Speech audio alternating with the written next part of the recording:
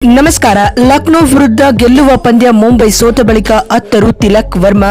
ಬಳಿಕ retired hurt ಆಗಲು ತಿಳಿಸಿದರು ಅಸಲಿ ಕಾರಣ. ಪಾಂಡ್ಯ ಕುರಿತು ಹೇಳಿದ್ದನ್ನ ಕೇಳಿದರೆ ನೀವು ಕೂಡ ಶಾಕ್ ಆಗ್ತೀರಾ. ಹಾಗಾದರೆ ಸುದ್ದಿಯ ಸಂಪೂರ್ಣ ಮಾಹಿತಿ ಏನು? ಅಷ್ಟಕ್ಕೂ LSG ವಿರುದ್ಧ ಮುಂಬೈ ಸೋತ ಬಳಿಕ ತಿಲಕ್ ವರ್ಮಾ ಹೇಳಿದ್ದೇನು ಗೊತ್ತಾ? ಹೀಗೆ ಇದರೆಲ್ಲದರ ಬಗ್ಗೆ ಈ ವಿಡಿಯೋದಲ್ಲಿ ಸಂಪೂರ್ಣವಾಗಿ ತಿಳಿಸ್ಕೊಡ್ತಾ ಹೋಗ್ತೀನಿ. ಆದ್ದರಿಂದ ದಯವಿಟ್ಟು ಈ ವಿಡಿಯೋವನ್ನ ಕೊನೆವರೆಗೂ ನೋಡಿ ಹಾಗೂ ನಮ್ಮ ಚಾನೆಲ್ಗೊಂದು ಸಬ್ಸ್ಕ್ರೈಬ್ ಮಾಡಿ.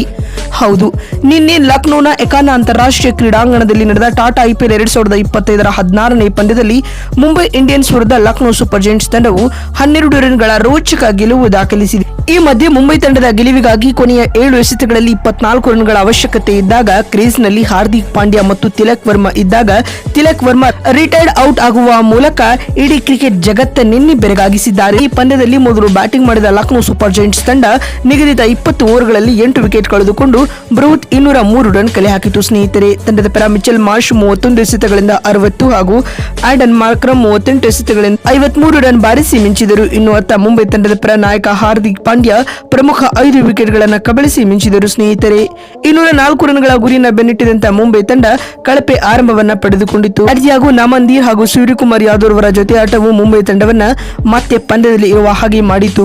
ಅಂತಿಮವಾಗಿ ಸೂರ್ಯಕುಮಾರ್ ಯಾದವ್ 43 ಎಸೆತಗಳಿಂದ 67 ರನ್ ಹಾಗೂ ನಮಂದೀರ್ 24 ಎಸೆತಗಳಿಂದ 46 ರನ್ ಸಿಡಿಸಿ ವಿಕೆಟ್ ಒಪ್ಪಿಸಿದರು. ಸ್ನೇಹಿತರೆ, ಇನ್ನು ಕೊನೆಯ 2 ಓವರ್ಗಳಲ್ಲಿ ಮುಂಬೈ ತಂಡದ ಗೆಲುವಿಗಾಗಿ 29 ರನ್ಗಳ ಅಗತ್ಯವಿರುತ್ತದೆ. ಸ್ನೇಹಿತರೆ, ಈ ಹಂತದಲ್ಲಿ 18ನೇ ಓವರ್ನ ಕೊನೆಯ ಎಸೆತದಲ್ಲಿ ತಿಲಕ್ ವರ್ಮಾ 23 ಎಸೆತಗಳಿಂದ 25 ರನ್ ಬಾರಿಸಿದ್ದ ವೇಳೆ ರಿಟೈರ್ಡ್ ಔಟ್ ಆಗುತ್ತಾರೆ. ಸ್ನೇಹಿತರೆ, ಮುಂಬೈ ತಂಡದ ಸೋಲಿಗೆ ಇದೇ ಪ್ರಮುಖ ಕಾರಣ ಎಂದು ಇದೀಗ ಎಲ್ಲರೂ ತಿಳಿಸುತ್ತಿದ್ದಾರೆ. ಅಂತಿಮವಾಗಿ ಕೊನೆಯ ಓವರ್ನಲ್ಲಿ ತಂಡದ ಗೆಲುವಿಗಾಗಿ 22 ರನ್ಗಳ ಅಗತ್ಯವಿದ್ದಾಗ ಹಾರ್ದಿಕ್ ಪಾಂಡ್ಯ ಕೇವಲ 7 ರನ್ ಬಾರಿಸಲಷ್ಟೇ ಶಕ್ತವಾಗಿ 12 ರನ್ಗಳ ಹೀನಾಯ ಸೋಲನ್ನ ಮುಂಬೈ ತಂಡ ಕಂಡಿದೆ. ಸ್ನೇಹಿತರೆ, ಇನ್ನು ಇದೀಗ MI ಸೋತ ಬಳಿಕ ಮಾತನಾಡಿದ Tilak Varma post match presentation ವೇಳೆ ಭಾವುಕರಾಗಿ ಈ ರೀತಿಯಾಗಿ ತಿಳಿಸಿದ್ದಾರೆ. ನಿಜಕ್ಕೂ ಮುಂಬೈ ತಂಡದ ಇಂದಿನ ಸೋಲು ನನಗೆ ತೀವ್ರ ಆಘಾತ ನೀಡಿದೆ. ನಾನು ಇನ್ನೂ ಸಹ ಅದೇ ಯೋಚನೆಯಲ್ಲಿ ಇದ್ದೇನೆ. ನನ್ನ ಆ ನಿರ್ಧಾರ ಸರಿಯೋ ತಪ್ಪೋ ಎಂದು ಯೋಚಿಸುತ್ತಿದ್ದೇನೆ ಹಾಗೂ ನನ್ನ ಆ ನಿರ್ಧಾರದಿಂದ ನಾನು ಪೂರ್ಣ ಖಿನ್ನತೆಗೆ ಜಾರಿದ್ದೇನೆ ಎಂದು ತಿಲಕ್ ವರ್ಮಾ ತಿಳಿಸಿದ್ದಾರೆ.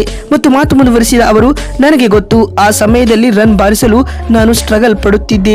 ನನ್ನ ಈ ನಿರ್ಧಾರದಿಂದ ಡ್ರೆಸ್ಸಿಂಗ್ ರೂಮ್ ಬಹುಶಃ ಶಾಕ್ ನಲ್ಲಿ ಕುಳಿಯಿತು. ನಾನು ಕ್ರೀಸ್ ನಲ್ಲಿ ಇದ್ದಾಗ ನನ್ನ ಬಳಿ ಹಾರ್ದಿಕ್ ಪಾಂಡ್ಯ ಬಂದು ನೀವು ರಿಟೈರ್ಡ್ ಔಟ್ ಆಗಿ ಎಂದು ಹೇಳಿದರು ಮತ್ತು ನಾನು ಆ ಕ್ಷಣವೇ ಶಾಕ್ ಆದೆ ಹಾಗೂ 2-3 ಬಾರಿ ಕೇಳಿದೆ.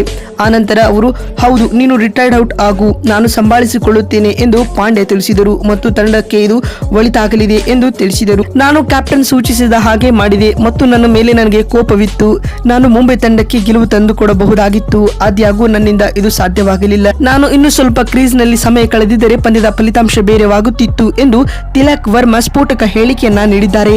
ಸ್ನೇಹಿತರೆ, ನಿಮಗೆ ಏನು ಅನಿಸುತ್ತದೆ? ತಿಲಕ್ ವರ್ಮಾ ರಿಟೈರ್ಡ್ ಔಟ್ ಆಗಿದ್ದು ಮುಂಬೈ ತಂಡದ ಸೋಲಿಗೆ ಕಾರಣವಾಯ್ತಾ ಅಥವಾ ಇಲ್ವಾ ಎನ್ನುವುದನ್ನ ಎಸ್ ಅಥವಾ ನೋ ಎಂದು ಕಾಮೆಂಟ್ ಮಾಡುವ ಮೂಲಕ ತಪ್ಪದೆ ತಿಳಿಸಿ. ಮತ್ತೊಂದು ವಿಡಿಯೋದಲ್ಲಿ ಸಿಗ್ತೀನಿ. ನಮಸ್ಕಾರ.